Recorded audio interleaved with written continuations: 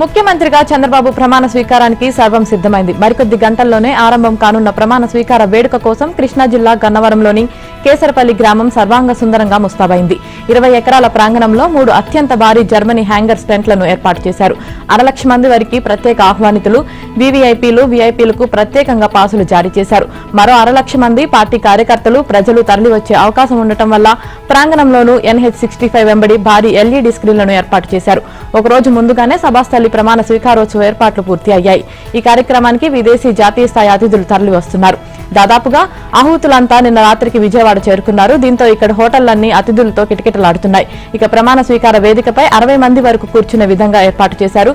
దానికి కుడివైపున music band కు ఒక వేదిక, ఎడమ వైపున సాంస్కృతిక కార్యక్రమాల కోసం మరో వేదికను ఏర్పాటు చేశారు. ప్రత్యేక ఆహ్వానితుల కోసం వేదిక వెనక భాగంలో గ్రీన్ రూమ్స్ ఏర్పాటు చేశారు. వాటిని ఎవరెవరి కోసం ఏర్పాటు చేశారో వారంతా కేసరపల్లి వెంకట నరసింహాపురం రోడ్డు మీదుగా వేదిక వెనక ప్రాంతం నుంచి ఇక్కడికి చేరుకుంటారు. ప్రధానమంత్రి మోదీ కోసం ప్రత్యేకంగా వేదికకు అత్యంత సమీపంలో గ్రీన్ రూమ్ ఏర్పాటు చేశారు. ప్రధాని మోదీతో పాటు హోంమంత్రి అమిత్ షా, నడ్డా, ఇతర కేంద్ర మంత్రులు కూడా ఈ గ్రీన్ రూమ్ కు చేరుకుంటారు. ప్రధాని గ్రీన్ రూమ్ కు వెనక భాగంలో పీఎంఓ సిబ్బంది కోసం మరో రూమ్ ను ఏర్పాటు చేశారు.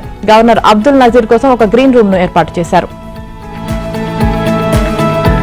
ఆంధ్రప్రదేశ్ ముఖ్యమంత్రిగా నారా చంద్రబాబు నాయుడు నేడు ప్రమాణ స్వీకారం చేయనున్నారు. ఈ ప్రభుత్వంలో మంత్రులుగా బాధ్యతలు చేపట్టనున్న వారి జాబితాను నిన్న అర్ధరాత్రి దాటాక విడుదల చేశారు. మొత్తం 24 మందికి ఈ జాబితాలో చోటు చెక్కింది. జనసేన నుంచి 3కి, బీజేపీ నుంచి 1కి మంత్రి పదవి లభించింది. చంద్రబాబుతో పాటు 24 మంది మంత్రులుగా ప్రమాణ స్వీకారం చేయనున్నారు. జనసేన అధిపతి పవన్ కళ్యాణ్, టీడీపీ జాతీయ ప్రధాన కార్యదర్శి నారా లోకేష్ కు మంత్రివర్గంలో చోటు లభించింది. జనసేన అధిపతి పవన్ కళ్యాణ్, నారా లోకేష్, అచ్చెన్నాయుడు, కొల్లు రవీంద్ర, నాదెండ్ల మనోహర్, పి నారాయణ, వంగలపూడి అనిత, సత్యకుమార్ యాదవ్, నిమ్మల రామానాయుడుతో పాటు ఎన్ఎండి ఫరూక్, ఆనం రామనారాయణ రెడ్డి, పయావుల కేశవ్, అనగాని సత్యప్రసాద్, కొలుసు పార్థసారథి, డోల బాల వీరాంజనేయ స్వామి, గొట్టిపాటి రవి, కందుల దుర్గేష్ కు చోటు దక్కింది. Gummadi Sandhyarani, BC Janardhan Reddy, TG Bharath, S Savitha, Vasamsetti Subhash, Kondapalli Srinivas, Mandipalli Ramprasad రెడ్డికి కొత్త కేబినెట్ లో స్థానం లభించింది. కొత్త ప్రభుత్వ ఏర్పాటుకు అవసరమైన రాజ్యాంగ ప్రక్రియను నిన్ననే పూర్తి చేశారు. మంగళవారం ఉదయం విజయవాడలోని ఏ కన్వెన్షన్ సమావేశ మందిరంలో కూటమిలోని 3 పార్టీల ఎమ్మెల్యేల సమావేశం జరిగింది. ఈ సమావేశంలో మొదట టీడీపీ శాసనసభ పక్ష నేతగా చంద్రబాబు నాయుడును ఎన్నుకున్నారు. ఆ తర్వాత కూటమి తరపున శాసనసభ పక్ష నేతగా చంద్రబాబు పేరును జనసేన అధ్యక్షుడు పవన్ కళ్యాణ్ స్వయంగా ప్రతిపాదించారు. బీజేపీ రాష్ట్ర అధ్యక్షురాలు పురంధేశ్వరి బలపరిచారు. సమావేశానికి హాజరైన 3 పార్టీల ఎమ్మెల్యేలు హర్షాధ్వనులతో ఈ నిర్ణయాన్ని ఆమోదించారు. ఈ సందర్భంగా 3 పార్టీల సారథులు ఎమ్మెల్యేలను ఉద్దేశించి ప్రసంగించారు. సుమారు 2 గంటల పాటు ఈ సమావేశం జరిగింది.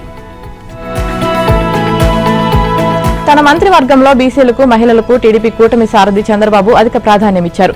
అచ్చెన్నాయుడు, కొల్లు రవీంద్ర, అనగాని సత్యప్రసాద్, కొలుసు పార్థసారథి సహా 8 మంది బీసీ నేతలకు అవకాశం ఇచ్చారు. అలాగే టీడీపీ మహిళా అధ్యక్షురాలు వంగలపూడి అనిత, సీనియర్ నాయకురాలు గుమ్మడి సంధ్యారాణి, కొత్తగా ఎన్నికైన సవితకు కూడా మంత్రి పదవులు లభించాయి. జనసేనాని పవన్ కళ్యాణ్, కందుల దుర్గేష్, సవిత సహా కొత్తగా ఎన్నికైన 8 మంది ఎమ్మెల్యేలకు కేబినెట్ లో చోటు కల్పించారు. ఆయనతో పాటు పదవి ప్రమాణం చేసే మొత్తం 25 మంది మంత్రుల పేర్లను మంగళవారం అర్ధరాత్రి దాటాక ప్రకటించారు. కాపు, కమ్మ సామాజిక వర్గాలకు చెరి 4 పదవులు దక్కాయి. కాపుల్లో పొంగూరు నారాయణ, నిమ్మల రామానాయుడు, పవన్, దుర్గేష్, కమ్మ వర్గానికి చెందిన లోకేష్, నాదెండ్ల మనోహర్, పయావుల కేశవ్, గొట్టిపాటి రవికుమార్ కు, రెడ్డి సామాజిక వర్గంలో సీనియర్ నేత ఆనం రామనారాయణ రెడ్డి, బీసీ జనార్దన్ రెడ్డి, ఎం రాంప్రసాద్ రెడ్డికి అవకాశం లభించింది.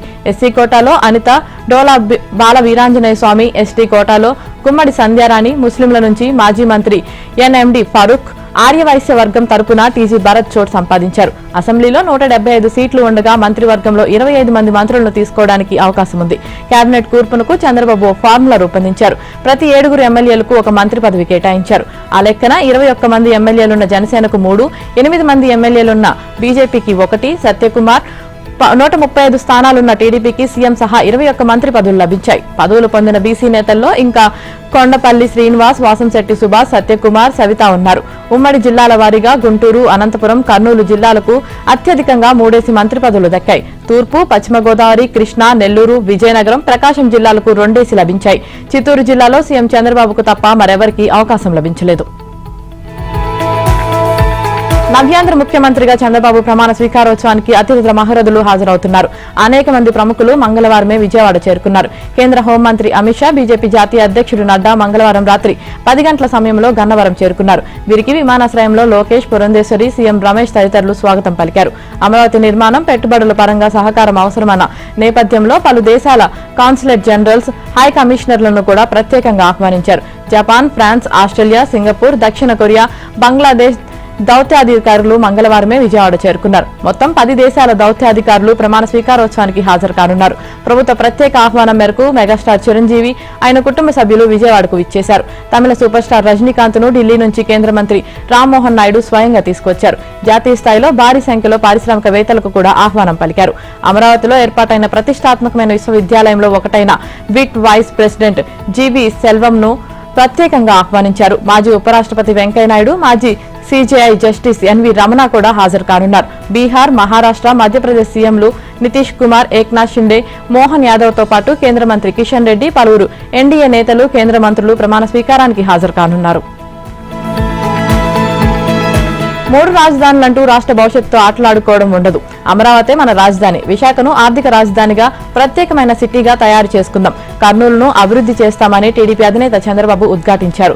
మంగళవారం విజయవాడలో టీడీపీ, జనసేన, బీజేపీ ఎమ్మెల్యేలు తనను కూటమి శాసనసభ పక్షనేతగా ఎన్నుకున్న తర్వాత ఆయన వారిని ఉద్దేశించి ప్రసంగించారు. వారందరికీ ధన్యవాదాలు తెలిపారు. రాష్ట్రంలో బుధవారం నుంచే ప్రజా పరిపాలన సాగుతుందన్నారు. ప్రతి అడుగు ప్రజల కోసమేనని స్పష్టం చేశారు. తాను చాలా ఎన్నికలు చూశానని, ప్రజలు ఈసారి రాష్ట్ర చరిత్రలో ఎప్పుడు చూడని తీర్పు ఇచ్చారని, ఈ తీర్పును నిలబెట్టుకునే బాధ్యత మనపై ఉందని తెలిపారు.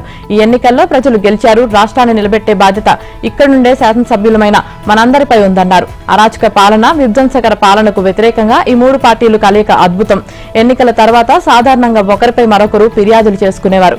ఈసారి కార్యకర్తలు, నాయకులు సమిష్టిగా పనిచేశారు. ప్రజల మనోభావాలకు అనుగుణంగా ప్రవర్తించారు అని కొనియాడారు. ధన్యవాదాలు తెలిపారు. ఏ అహంకారంతో విర్రవీగిపోయారో ఆ అహంకారం కూలిపోయిందని వైసీపీ నేతలను ఉద్దేశించి అన్నారు. ముఖ్యమంత్రి హోదాలో చంద్రబాబు రేపు తొలి సంతకాలు చేయనున్నారు. ఎన్నికల్లో ఇచ్చిన హామీలకు సంబంధించిన ఫైళ్లపై ప్రమాణ స్వీకార వేదికపైన సంతకం చేయాలని తొలుత భావించారు. కానీ కొన్ని కారణాల వల్ల ఈ కార్యక్రమాన్ని కేవలం ప్రమాణ స్వీకారానికి మాత్రమే పరిమితం చేయాలని నిర్ణయించారు.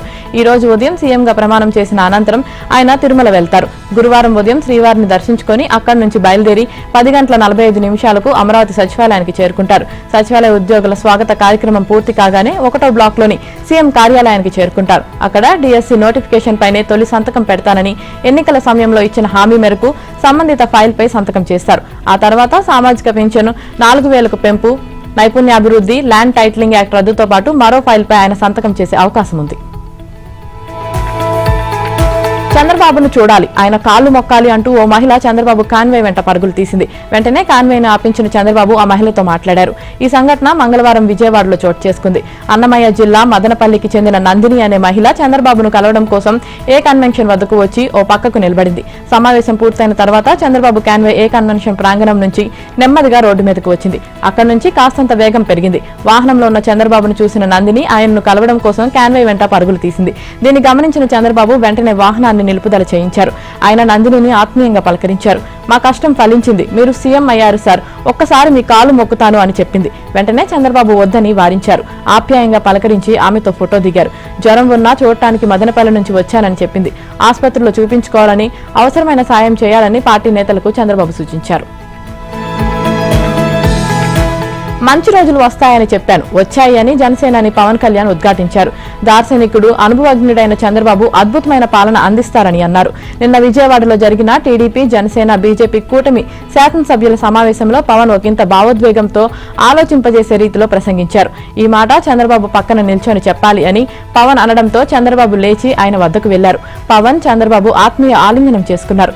చేతులు కలిపి ఆత్మీయం పంచుకున్నారు. చంద్రబాబు జైల్లో ఉన్నప్పుడు చూశాను, ఆయన నలిగిపోయి ఉన్నారు. పాపం భువనేశ్వరి బాధను చూశాను. కన్నీళ్లు పెట్టొద్దని, మంచి రోజులు వస్తాయని ఆమెకు చెప్పాను. ఇప్పుడు మంచి రోజులు వచ్చాయి. వారికి మనస్ఫూర్తిగా శుభాకాంక్షలు తెలియజేస్తున్నా. చంద్రబాబు అద్భుతమైన పాలన అందించాలని పవన్ పేర్కొన్నారు. అంతకుముందు మంగళగిరిలోని పార్టీ కార్యాలయంలో జనసేన శాసనసభ పక్ష సమావేశం జరిగింది. తమ పక్ష నేతగా పవన్ పేరును PSC chairman Tenali MLA Nadendla Manohar ప్రతిపాదించారు. ఎమ్మెల్యేలంతా ఏకగ్రీవంగా దీనిని ఆమోదించారు. అక్కడ ఆ తర్వాత విజయవాడలో జరిగిన కూటమి శాసనసభ్యుల సమావేశంలో పవన్ ప్రసంగించారు. జగన్ ప్రభుత్వాన్ని అడ్డుపెట్టుకుని అనంతపురం జిల్లాలో ఖనిజ సంపదను దోచుకున్న అమిగోస్ మినరల్స్ పై ప్రైవేట్ సంస్థ ప్రభుత్వం మారగానే కీలక ఫైళ్లు దాచేసే ప్రయత్నంలో పడింది. అనంతపురం నగరంలోని తమ కార్యాలయం నుంచి ముఖ్యమైన డేటాను మాయం చేయాలని చూస్తుంది. ఫైళ్లను కార్యాలయం నుంచి తరలించేందుకు మంగళవారం ప్రయత్నించగా మైన్స్ అధికారులు అడ్డుకున్నారు. తిరుపతికి చెందిన అమిగోస్ సంస్థ ఎండీ ప్రసాద్ రెడ్డి మాజీ మంత్రి పెద్దిరెడ్డి రామచంద్రారెడ్డికి ప్రధాన అనుచరుడు. వైసీపీ అనంతపురం జిల్లా కళ్యాణదుర్గం నియోజకవర్గ ఇన్ఛార్జ్. అనంతపురం జిల్లా వ్యాప్తంగా మైనింగ్ కంపెనీలు ఉన్నాయి. ఆ కంపెనీలు రాయల్టీలు వసూలు చేసి ఏటా ప్రభుత్వానికి 260 కోట్లు వసూలు చేసి పెట్టే కాంట్రాక్ట్ ను అమిగోస్ కు జగన్ సర్కార్ కట్టబెట్టింది. అయితే 72 చెక్ పోస్టులు పెట్టి పరిమితికి మించి పన్నుల వసూలు ద్వారా అమిగోస్ ప్రతినిధులు గత ప్రభుత్వం కోట్లు వెనకేసుకున్నారు. ప్రభుత్వం మారగానే ఇప్పుడు చల్లగా సర్దుకునే ప్రయత్నం చేస్తున్నారు. సార్వత్రిక ఎన్నికల ఫలితాలు వెలువడిన రోజే అమిగోస్ సంస్థ ఎండీ ప్రసాద్ రెడ్డి ముఖ్య అధికారులు అజ్ఞాతంలోకి వెళ్లినట్లు సమాచారం. ప్రసాద్ రెడ్డి తమకు అందుబాటులోకి రావడం లేదని మైనింగ్ శాఖ అధికారులు అంటున్నారు. గనుల శాఖలో నిధుల దారి మళ్లింపు వ్యవహారాన్ని ఆంధ్రజ్యోతి బయటపెట్టడంతో దొంగ తోడేళ్లు అప్రమత్తమయ్యాయి. తమ అవినీతి అక్రమాల లోగుట్టు బయటపడటం ఖాయమని గుర్తించిన దొంగలు తమ ఆనవాళ్లు లేకుండా చేసేందుకు మంగళవారం సరికొత్త ఎత్తుగడ వేశారు. మంగళగిరిలోని ఓ పెద్ద హోటల్ రూమ్ తీసుకుని అక్కడి నుంచే యంత్రాంగాన్ని నడిపారు. నిధుల దుర్వినియోగం కేసులో పోలీసులకు వాంటెడ్ గా ఉన్న ఓ సాఫ్ట్వేర్ ఇంజనీర్ ను పిలిపించుకొని అతని ద్వారా గనుల శాఖ డైరెక్టరేట్ లోని కంప్యూటర్లోకి ఆన్లైన్ ద్వారా చొరబడేందుకు సర్వర్లో ఉన్న డేటాను పూర్తిగా తొలగించేందుకు ఎరేజ్ విశ్వ ప్రయత్నాలు చేశారు. మరోవైపు ప్రభుత్వం తమకు ఇచ్చిన ల్యాప్టాప్లో ఉన్న డేటాను పూర్తిగా తొలగించి వాటిని రికవరీకి సాధ్యం కాని రీతిలో ఫార్మెట్ చేసినట్లు తెలిసింది. పెద్ద అవినీతి తోడేలకు అండదండలు అందించిన ప్రభుత్వ సొమ్మును కాజేసిన మరో 3 సీనియర్లు ఈ మంత్రాంగంలో పాల్గొన్నట్లు తెలిసింది. విశాఖ కేంద్రంగా ప్రభుత్వ మాజీ ప్రధాన కార్యదర్శి కెఎస్ జవహర్ రెడ్డి 100 కోట్ల విలువైన భూముల కబ్జాకు పాల్పడ్డారని జనసేన కార్పొరేటర్ పీతల మూర్తి యాదవ్ ఆరోపించారు. మంగళవారం మీడియాతో ఆయన మాట్లాడుతూ విజయనగరం జిల్లా భోగాపురం మండలం బసవపాలెంలో 70 ఎకరాల భూమికి జవహర్ రెడ్డి ఎసరు పెట్టారని తెలిపారు. దీనిలో 50 ఎకరాలు డి పట్టా కాగా మరో 20 ఎకరాలు ప్రభుత్వ భూమి ఉందన్నారు. ఈ 70 ఎకరాలు విలువ సుమారు 300 కోట్లు ఉంటుందన్నారు. చంద్రబాబు హయాంలో 2018లో భోగాపురం మండలం బస్వాపాలెం సర్వే నెంబర్ 22 నుంచి 24, 79 నుంచి 83లో మొత్తం 70 ఎకరాలు మెగా ఫుడ్ పార్క్ ఏర్పాటుకు కేటాయించారన్నారు. దీనిలో 50 ఎకరాలు డి పట్టా భూములు, మరో 20 ఎకరాలు ప్రభుత్వానికి చెందినవిగా రెవెన్యూ అధికారులు గుర్తించి ఏపీఐఐసికి బదలాయించారని తెలిపారు. ఈ 70 ఎకరాల్లో మెగా ఫుడ్ పార్క్ కోసం 2019 ఫిబ్రవరి 13 జీవో 139 జారీ చేశారన్నారు. ఆ తర్వాత వైసీపీ ప్రభుత్వం రావడంతో ఫుడ్ పార్క్ కు ప్రోత్సాహం లేకపోవడంతో కంపెనీ ప్రారంభించలేదని పరిస్థితి వచ్చిందన్నారు. 3 పార్టీలు కలిసి అనూహ్యమైన విజయం సాధించాయని, ఇది దేశానికి స్ఫూర్తిదాయకమని బీజేపీ రాష్ట్ర అధ్యక్షురాలు దగ్గుపాటి పురంధేశ్వరి అన్నారు. కూటమి శాసనసభ పక్షనేతగా చంద్రబాబుకు ఆమె మద్దతు పలికారు. గడిచిన 5 ఏళ్ల కాలంలో ప్రజలు ఎదుర్కొన్న సమస్యలు విధ్వంస పాలనను ఎదుర్కొన్నారు. అభివృద్ధి అనే పదానికి అర్థం లేకుండా పోయి నిజమైన సంక్షేమం అనేది దూరమై విసిగి వేసారిపోయిన ప్రజలు కూడా ఇంత ఘనమైన విజయాన్ని ఊహించలేదు. ప్రజా వ్యతిరేకత పాలన అంతమొందించాలని, జగన్ అనే రాక్షసుని ఇంటికి పంపించాలనే భావనతో జనం ఓట్లేశారు. రైతు కంకటమైన భూమి యాజమాన్యపు హక్కు ల్యాండ్ టైటిల్ చట్టం 2023 రద్దయ్యే సమయం ఆసన్నమైంది. రాష్ట్రంలో కొత్తగా ఏర్పాటైన కూటమి ప్రభుత్వం ల్యాండ్ టైటిలింగ్ యాక్ట్ ను రద్దు చేయనుంది. ఈ మేరకు రద్దు ప్రతిపాదనను సంబంధించిన ఫైల్ భూ పరిపాలన ప్రధాన కమిషనర్ CCLA నుంచి ప్రభుత్వానికి చేరింది. టీడీపీ అధినేత చంద్రబాబు ముఖ్యమంత్రిగా బుధవారం ప్రమాణ స్వీకారం చేశారు. గురువారం సచివాలయంలోని తన కార్యాలయంలో బాధ్యతలు తీసుకొనున్నారు. అనంతరం మెగా డిఎస్సి ప్రకటన ప్రతిపాదనపై తొలి సంతకం చేయనున్నారు. ఆ తర్వాత ల్యాండ్ టైటిలింగ్ యాక్ట్ రద్దు ఫైల్పై రెండో సంతకం చేయనున్నారు. మాజీ మంత్రి వివేకానందరెడ్డి హత్య కేసులో నిందితుడిగా ఉన్న కడప ఎంపీ అవినాష్ రెడ్డి నాంపల్లి సిబిఐ కోర్టులో విచారణకు హాజరయ్యారు. ఆయనతో పాటు ఇతర నిందితులు వైఎస్ భాస్కర్ రెడ్డి, దేవిరెడ్డి, శివశంకర్ రెడ్డి, దస్తగిరి కూడా న్యాయస్థానంలో హాజరయ్యారు. జ్యుడిషియల్ రిమాండ్లో భాగంగా చెంచల్గూడ జైల్లో ఉన్న ఎర్ర గంగిరెడ్డి, సునీల్ యాదవ్, ఉమాశంకర్ రెడ్డి, ఉదయ్ రెడ్లను వీడియో కాన్ఫరెన్స్ ద్వారా హాజరుపరిచారు. జైల్లో ఉన్న నిందితుల రిమాండ్ను సిబిఐ కోర్టు ఈ నెల 21 వరకు పొడిగించింది. తదుపరి విచారణ 21కి వాయిదా పడింది. సిబిఐ ఛార్జ్షీట్లు, డాక్యుమెంట్లను డిజిటల్ గా కాకుండా పత్రాల రూపంలో అందజేయాలంటూ నిందితులు దాఖలు చేసిన పిటిషన్పై కోర్టు విచారణ చేపట్టింది. ఛత్తీస్గఢ్ లో విద్యుత్ కొనుగోలు ఒప్పందం, భద్రాద్రి, యాదాద్రి థర్మల్ విద్యుత్ కేంద్రాల నిర్మాణ అంశాలపై విచారణ జరుపుతున్న justice L Narasimha Reddy commission BRS అధినేత మాజీ సీఎం కేసీఆర్ కు నోటీసులు జారీ చేసింది. రికార్డులను పరిశీలిస్తుంటే ఆ నిర్ణయాలన్నీ మీరే తీసుకున్నట్లు కనిపిస్తుంది. ఆయా అంశాల్లో మీ పాత్రపై లిఖితపూర్వకంగా వివరాలు అందించాలని అందులో పేర్కొంది. కాగా తనకు జూలై 30వ తేదీ వరకు గడువు ఇవ్వాలని కేసీఆర్ విజ్ఞప్తి చేయగా కమిషన్ కు అందుబాటులో ఉన్న పరిమిత సమయం దృష్ట్యా అప్పటి వరకు గడువు ఇవ్వలేమని ఈ నెల 15లోగా వివరణ ఇవ్వాలని స్పష్టం చేసింది. నిన్న కమిషన్ కార్యాలయంలో జస్టిస్ ఎల్ నరసింహారెడ్డి ఈ వివరాలు వెల్లడించారు. భారీ వర్షాలు ఇతర విపత్తులను సమర్థవంతంగా ఎదుర్కొనేందుకు జీహెచ్ఎంసీ డిజాస్టర్ రెస్పాన్స్ బృందాలను ఓఆర్ఆర్ వరకు విస్తరించనున్నట్లు రాష్ట్ర ప్రభుత్వ ప్రధాన కార్యదర్శి శాంతకుమారి వెల్లడించారు. సీఎం ఆదేశాల మేరకు భారీ వర్షాలు, వరదలు, విపత్తు నిర్వహణపై సచివాలయంలో వివిధ శాఖలతో సీఎస్ సమీక్ష నిర్వహించారు. జీహెచ్ఎంసీలోని డిజాస్టర్ రెస్పాన్స్ విభాగాన్ని అదనపు సిబ్బంది, పరికరాలతో మరింత పటిష్టపరచనున్నట్లు తెలిపారు. జీహెచ్ఎంసీలోని 30 డీఆర్ఎఫ్ బృందాలను 45కు పెంచుతున్నట్లు వెల్లడించారు. హైదరాబాద్ లో ఫార్మా కంపెనీలు ఎక్కువగా ఉన్నందున రసాయనిక, అగ్ని ప్రమాదాలు ఎదుర్కొనేందుకు ప్రత్యేక బృందాలు ఏర్పాటు చేసి శిక్షణ ఇవ్వనున్నట్లు చెప్పారు. కాళేశ్వరం ప్రాజెక్టు బ్యారేజీల నిర్మాణంతో ముడిపడిన అంశాలపై వివరాలు చెప్పే అధికారులు వాటికి కట్టుబడి ఉండాలని జస్టిస్ పినాకి చంద్ర ఘోష్ అన్నారు. విచారణలో చెప్పిన అంశాలనే అఫిడవిట్లో పొందుపరచాలన్నారు. అఫిడవిట్లో పేర్కొన్న వివరాలు వాస్తవ విరుద్ధంగా ఉంటే ఆయా అధికారులపై క్రిమినల్ కేసులు నమోదు చేసేందుకు వెనకాడబోమని హెచ్చరించారు. ఈ నెల 25వ తేదీలోగా అఫిడవిట్లను అందజేయాలని ఆదేశించారు. ఏ కారణాలతో బ్యారేజీల వైఫల్యం జరిగిందో సవివరంగా కమిషన్కు వివరించాల్సిందేనని స్పష్టం చేశారు. కాళేశ్వరంలోని మేడిగడ్డ, అన్నారం, సుందిళ్ల బ్యారేజీల నిర్మాణ నాణ్యత నిర్వహణ లోపాలు, అవినీతి, నిధుల దుర్వినియోగాన్ని వెలికితీసి వాటికి బాధ్యులను గుర్తించేందుకు సుప్రీంకోర్టు మాజీ న్యాయమూర్తి జస్టిస్ పినాకి చంద్ర ఘోష్ కమిషన్ విచారణ నిర్వహిస్తున్న విషయం తెలిసిందే. ఇందులో భాగంగా కమిషన్ చైర్మన్ పీసీ ఘోష్ నిన్న క్షేత్రస్థాయిలోని ఇంజనీర్లను పలు అంశాలపై ప్రశ్నించారు. గొర్రెల పంపిణీ పథకంలో వెలుగు చూసిన 700 కోట్ల కుంభకోణం కేసులో పోలీసుల కస్టడీలో ఉన్న నిందితులు రామచందర్, కళ్యాణ్ దర్యాప్తు అధికారుల ప్రశ్నలకు మౌనంగా ఉంటున్నట్లు తెలిసింది. ఈ కేసుకు సంబంధించి పలు కోణాల్లో సమాధానాలను రాబట్టుకునేందుకు అధికారులు ప్రశ్నించిన సమాధానాలేవే సమాచారం. మంగళవారం ఉదయం నిందితులిద్దరిని వేర్వేరుగా విచారించారు. విచారణ ప్రక్రియను వీడియో కెమెరా ముందు నిర్వహించారు. ఆటో రిక్షాలు, ద్విచక్ర వాహనాలు, అంబులెన్సుల వాహన రిజిస్ట్రేషన్ నెంబర్లు పెట్టి గొర్రెలను తరలించడంపై ప్రశ్నించినట్లు తెలిసింది. కీలక ప్రశ్నలకు మోగనవ్వు పట్టినట్లు సమాచారం. ఈ ఎన్నికల్లో వారణాసి నుంచి ప్రియాంక గాంధీ పోటీ చేసి ఉంటే ప్రధానమంత్రి నరేంద్ర మోదీ ఓడిపోయేవారని కాంగ్రెస్ అగ్రనేత రాహుల్ గాంధీ పేర్కొన్నారు. కనీసం 2-3 లక్షల ఓట్ల తేడాతో తన సోదరి చేతిలో పరాజయం పాలయ్యేవారని చెప్పారు. ఉత్తరప్రదేశ్లోని రాయ్బరేలీలో నిర్వహించిన ప్రత్యేక సభలో పాల్గొన్న రాహుల్, ప్రియాంక గాంధీలు లోక్సభ ఎన్నికల్లో గెలిపించిన ప్రజలకు కృతజ్ఞతలు తెలిపారు. వైద్య విద్య కోర్సుల్లో ప్రవేశాల కోసం నిర్వహించే జాతీయ అర్హత ప్రవేశ పరీక్ష నీట్ కు ఉన్న పవిత్రత దెబ్బతిన్నదని సుప్రీంకోర్టు వ్యాఖ్యానించింది. ఈ విషయమై కేంద్ర ప్రభుత్వం నేషనల్ టెస్టింగ్ ఏజెన్సీ స్పందనలు తెలియజేయాలంది. నీట్ యూజీ 2024లో ప్రశ్నాపత్రం లీకేజీ, అవకతవకలు జరిగినందున ఆ పరీక్షను రద్దు చేయాలని కోరుతూ 10 మంది నీట్ అభ్యర్థులు సుప్రీంకోర్టును ఆశ్రయించారు. వారి పిటిషన్లపై మంగళవారం జస్టిస్ విక్రమ్నాథ్, జస్టిస్ అమనులతో కూడిన వికేషన్ బెంచ్ విచారణ జరిపింది. పరీక్షల్లో అవకతవకలు జరిగాయని, వేలాది మంది విద్యార్థులు నష్టపోయారని పిటిషనర్ల తరపున న్యాయవాదులు ధర్మాసనం దృష్టికి తీసుకెళ్లారు. పరీక్షను రద్దు చేసి మళ్లీ నిర్వహించాలని కోరారు. స్పందించిన ధర్మాసనం పరీక్ష పవిత్రత దెబ్బతిన్నదని, ఇప్పుడు మాకు సమాధానాలు కావాలని వ్యాఖ్యానించింది. ఒడిశాలో తొలిసారి బీజేపీ ప్రభుత్వ ఏర్పాటుకు రంగం సిద్దమైంది. రాష్ట్ర ముఖ్యమంత్రిగా మోహన్ చరణ్ మాఝీను పేర్కొన్నారు. కేంద్ర మంత్రి రాజ్నాథ్ సింగ్ ప్రకటించారు. అలాగే కనక్ వర్ధన్ సింగ్ డియో, ప్రవటి పరివాదులను ఉప ముఖ్యమంత్రులుగా పదవులు దక్కాయి. భువనేశ్వర్లో జరిగిన బీజేపీ ఎల్పీ సమావేశంలో ఈ నిర్ణయం తీసుకున్నారు. ఈ భేటీకి బీజేపీ అధిష్టానం తరపున పరిశీలకులుగా కేంద్ర మంత్రులు రాజ్నాథ్ సింగ్, భూపేందర్ యాదవ్ హాజరయ్యారు. రాష్ట్రంలో కమలదళ సీనియర్ నేతల్లో ఒకరైన మాఝీ ఇప్పటి వరకు 4 సార్లు ఎమ్మెల్యేగా గెలుపొందారు. తాజా అసెంబ్లీ ఎన్నికల్లో కిమోంజర్ స్థానం నుంచి ఆయన విజయం సాధించారు. ప్రమాణ స్వీకారం చేయనున్నట్లు సమాచారం. ఈ కార్యక్రమానికి ప్రధాని మోదీ హాజరు కానున్నట్లు తెలుస్తుంది. భారత ఆర్మీ కొత్త అధిపతిగా లెఫ్టినెంట్ జనరల్ ఉపేంద్ర ద్వివేది నియమితులయ్యారు. ప్రస్తుతం ఆర్మీ చీఫ్ గా ఉన్న జనరల్ మనోజ్ సి పాండే ఈ నెల 30తో పదవి విరమణ చేయనున్నారు. ఈ నేపథ్యంలో ఆయన స్థానంలో ఉపేంద్ర ద్వివేదిని నియమిస్తూ కేంద్ర ప్రభుత్వం ఈ మేరకు నిర్ణయం తీసుకుంది.